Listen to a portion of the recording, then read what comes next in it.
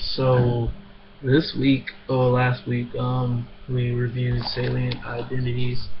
Um, so my salient social identities that I really related best were race, ethnicity, um, socioeconomic status, and religion. Those are pretty much the four identities that never really changed for me. I've pretty much been the same race and ethnicity since birth, and then religion has been the same and it's grown stronger over time. And then also socioeconomic class, it hasn't changed too much. Um, so those are my salient identities. The activities that we participated in that I would say that really illuminated those would be the social identity wheel, a fun wheel that we do time and time again that I'm so excited to continue doing throughout my entire PDF and art lifestyle. Um, that identity helps out more than you can even imagine, just in the fact that you always get something different every time. It seems very trivial and remedial, but the more that you do it and actually put focus into it, it actually brings out, it makes you focus on certain things that you might not really pay attention to on a day-to-day basis, or even just at a moment in time, just a snippet, like the moment that you actually sit down and do it, you don't really know where you can be at in life, and it's just a great opportunity to really reevaluate yourself and just reevaluate some of your identities and the components that make you who you are, and pretty much will make me who I am. So that was one. Also, getting the opportunity to write out one focus, to focus on one salient identity, and compare that with somebody else's. That gave me an opportunity to really zone in on a key salient identity. The opportunity to reflect and share with someone else about how they felt about a personal identity that was strongest to them, and how I felt about an identity that was strongest to me was just a great opportunity. Um, Surprisingly, the identities that I focused in on were the same. I did my salient social identity on socioeconomic status, and so did my partner. And it was just interesting to see that both of our statuses, both of our identities were exactly the same. Of course, the experiences and the things that we took from it were different, but a majority of them were equal. And it was just reassuring to know that um, someone grew up like I did. Someone went through the same things that I did. I wasn't alone. Um, Everybody knows that they're not alone in a lot of things. Some people feel like they are, but there's too many people in this world to ever be truly alone in the things that we go through. So it was great to really, meet someone that was that close, that I wasn't even really that close to. I'm still not fully close to her, but we're in class and I'm sure we're going to be a family.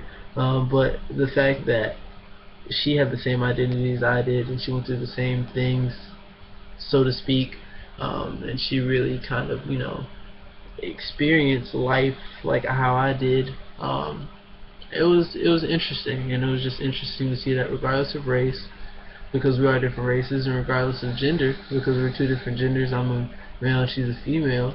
It's interesting to see that we were both equally affected the same way because of society's views on certain identities, how we can outcast people or put people on pedestals just depending on one small thing that they're born into, and a situation that one person has no effect over as being a child.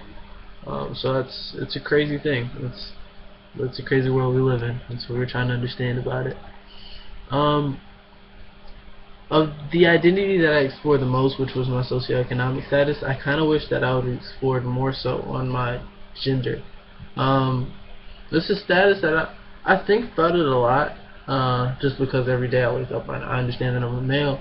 But at the same time, comparing that to females, comparing that to the ways that men are treated, the ways that men are expected of, the ways that men pretty much just live life compared to females. This is not something that I ever, question on a day-to-day basis, and it's a thing.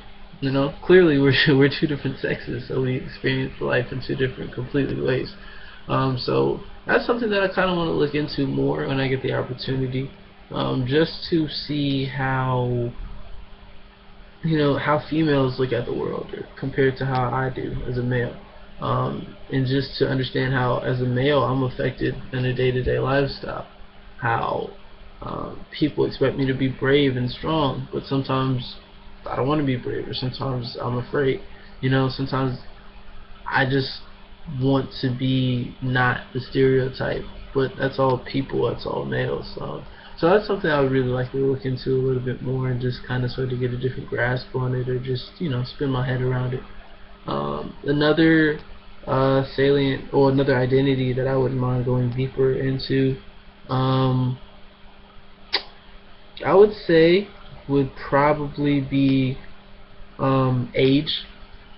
That's also something that I don't think of. I'm a very future-minded person, so sometimes I get kind of carried away, or I push off the fact that I'm a certain age. I kind of sort of look at it as a year-to-year basis, but that's an opportunity to look at growth and progression, to look at how I've grown from being 19 to 20 to 21, and now being a 21-year-old, how my life has changed so drastically as opposed to last year, or just a few months ago when I was 20.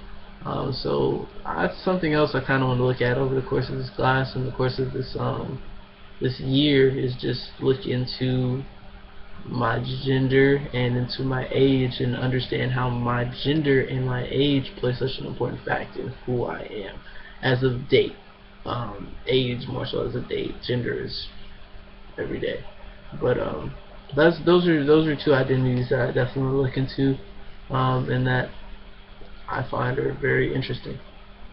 So, thanks.